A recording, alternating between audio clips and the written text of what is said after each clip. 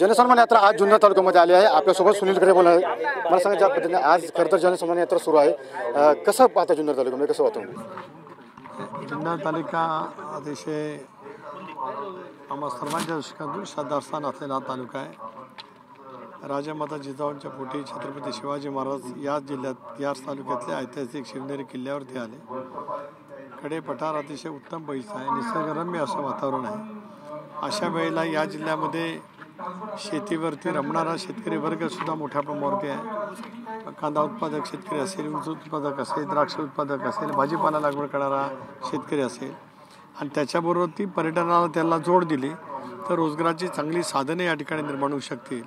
त्यामुळे आज कोकणामध्ये प्रत्येक तालुक्यामध्ये फिरत असताना जसं वाटतं तसंच आज जुन्नरला आल्यानंतर मला त्या ठिकाणी अनुभवायला मिळतं। ओएसिस फर्टिलिटीच्या तज्ञांनी IVF उपचार पद्धतीद्वारे 1 लाखांहून अधिक जोडप्यांना मातृत्व प्राप्तीचा आनंद दिला आहे। मोफत अपॉइंटमेंट बुक करण्यासाठी आजच संपर्क साधा। आज खरं तर पर्यटन आढावा बैठक आहे, मात्र भाजपच्या कार्यकर्त्यांनी काळे झेंडे दाखवलेत। नक्की त्यांना कार्यक्रमाला बोलवलं नाही याचं निदर्शन खरं तर त्यांनी केलेलं। एक असं आहे, तसं त्यांनी निदर्शनं करण्याची काहीच आवश्यकता नाही। हा पक्षाचा कार्यक्रम आहे। माझ्या जिल्ह्यामध्ये अनेक वेळेला भारतीय जनता पक्षाचे नेते येतात, मंत्री येतात, आम्ही कधी त्याच्याबद्दल आक्षेप घेत नाहीत। त्यामुळे अशा पैचं महायुतीच्या एकतेला गालबोट लावण्याचं काम कोण करत असेल तर त्यांना ताकीद वरिष्ठ पातळीवरती मिळाली पाहिजे असं माझं स्पष्टपणाची भूमिका त्या ठिकाणी आहे। खरं तर अजितदादा पालकमंत्री आहेत आणि त्यांनी कुठेतरी महायुतीमधील जे घटक पक्ष आहेत त्यांना कुठेतरी विश्वासात घ्यावा असा आरोप खरं तर बुचके यांनी केलेला आपला। सोडून द्या, कोण काय बोलतं त्याच्याबद्दल मला प्रतिक्रिया देण्याची आवश्यकता नाही।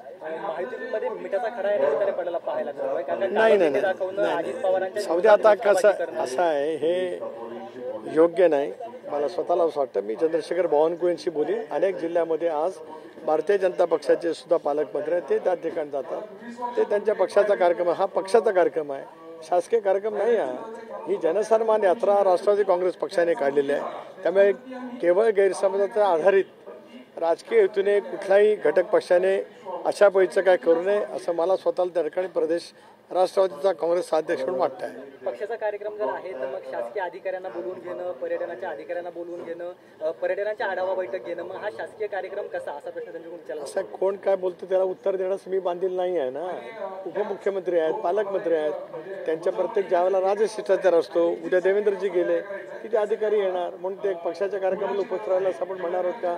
मुख्यमंत्री जातात, या प्रश्नाला काय फारसं मी महत्त्व देऊ इच्छित नाही। वेळोवेळी दादांकडून मुख्यमंत्री हा शब्द घालण्यात येतोय, तशा पद्धतीने जाहिराती केली जाते देखील मुख्यमंत्री हा शब्द घालेला आहे, याच्यावरती देखील त्याच्याबद्दलचा खुलासा आम्ही वेळोवेळी त्या ठिकाणी केलेला आहे।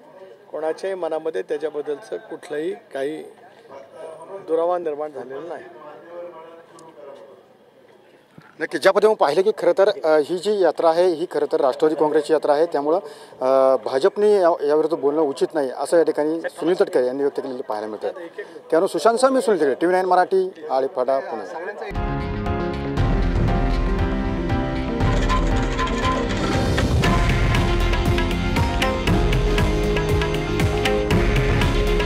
हे आहे देशातील नंबर 1 न्यूज नेटवर्क आणि आपण पाहत आहात TV9 मराठी। काळजी तुमची, हित महाराष्ट्राचं।